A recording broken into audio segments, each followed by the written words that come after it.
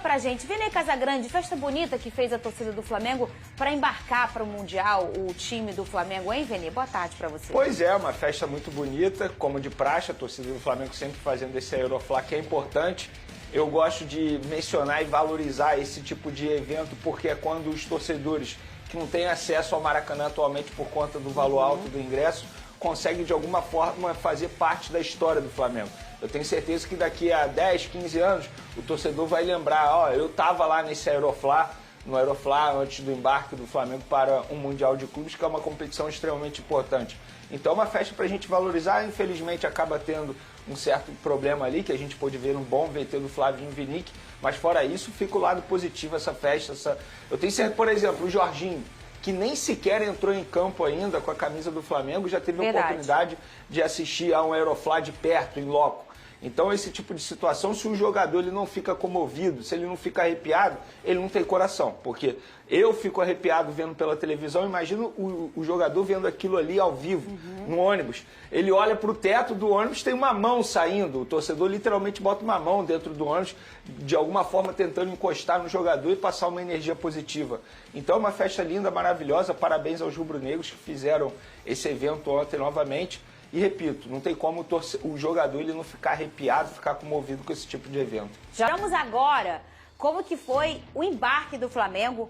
O pessoal, o carinho, aquele mar de gente tá aí. A galera, mostramos todos esse momento do Flamengo. Agora vamos mostrar, Vene Casagrande. O Flamengo já chegou nos Estados Unidos, né? Em Atlantic City, nos Estados Unidos, um pouco antes das 10 da manhã. No horário de Brasília, tá? Tem uma diferença de fuso. Para Los Angeles são 4 horas. Eu acho que Orlando são 2, não são, Vene? Eu não sei. Tem uma diferença de horas de lá pra cá. Depois você confere aí pra mim. A Los Angeles, certeza que são 4 horas. E tá aí, essas são imagens de agora há pouco, Pedrosa. O Flamengo já chegando nos Estados Unidos. Vene Casagrande já chegaram, graças a Deus, deu tudo certo na viagem. Flamengo já está em solo americano, Vene. Pois é. 1 hora de Orlando só? Entre Miami 1 também, e 2 horas, pelo que eu vi aqui. Entre 1 e 2 horas? Depende do horário de verão, lá. Muito bem. Em resumo, atualmente a diferença de horário entre Brasília e Orlando ao longo do ano oscila entre 1 e 2 horas. Entre 1 e 2 horas. Muito bem. O Flamengo tá mais pra cima, então é diferente lá também. Atlantic City é lá em cima, Nova Jersey, Nova York, é perto do Canadá. Deve ter uma diferença de fuso talvez um pouquinho maior. Vene Casagrande, já chegou o Flamengo, aí é o teu Arrascaeta aí, Vene? É, chegou com o Gerson também, que eu acho que esse é o assunto mais importante. Vamos falar, você quer falar disso, né? Não vou falar, chegou aos Estados Unidos. Chegou, agora é se preparar para o jogo de segunda-feira, uma estreia importante contra o Esperance, que muita gente acha que vai ser um jogo fácil, que inclusive tem um jogador que é ex-Vasco, Ian Sassi. Eu estava olhando ontem o time do Esperance. Não vai ser fácil, não é uma competição fácil, estou vendo muito torcedor rubro-negro tratando esse jogo de estreia já com uma vitória certa, muito pelo contrário, até por ser uma estreia, tem nervosismo. A gente fala isso em Copa do Mundo de seleção, imagina em Copa do Mundo de clubes, uma competição que, querendo ou não, vai chamar a atenção do mundo inteiro.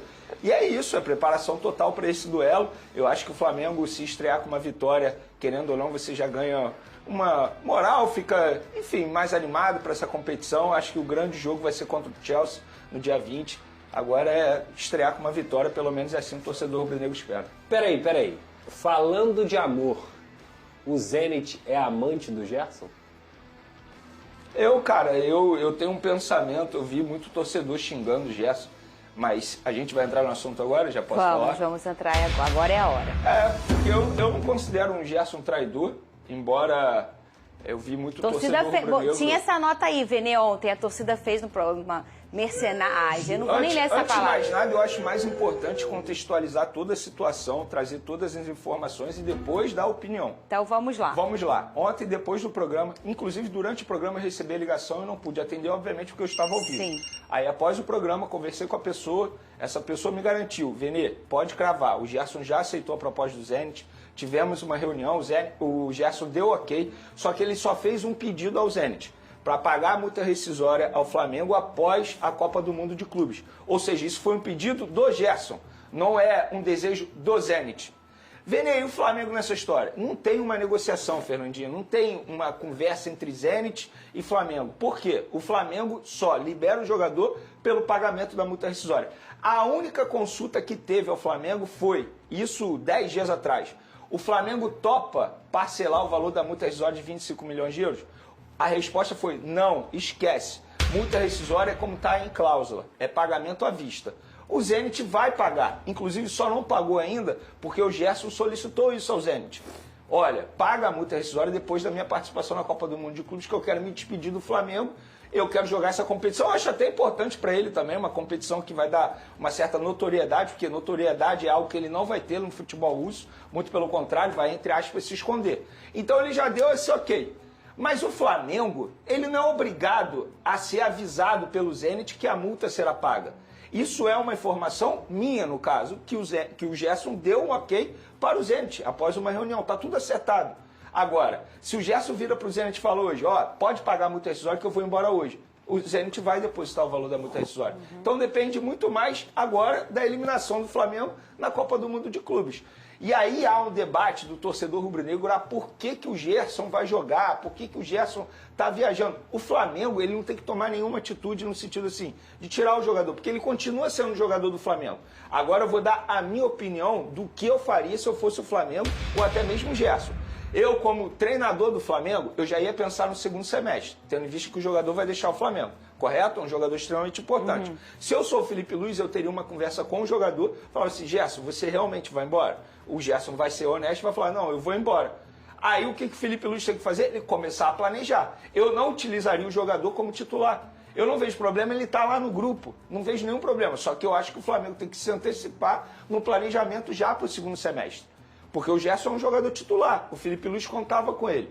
E se eu sou o Gerson, eu abriria o jogo também com o Felipe Luiz e com o José Boto. Ó, eu vou aceitar a proposta, eu vou embora. Só que eu queria fazer parte do grupo que vai disputar essa competição. Queria me despedir, quero dar a vida em campo e sair pela porta da frente.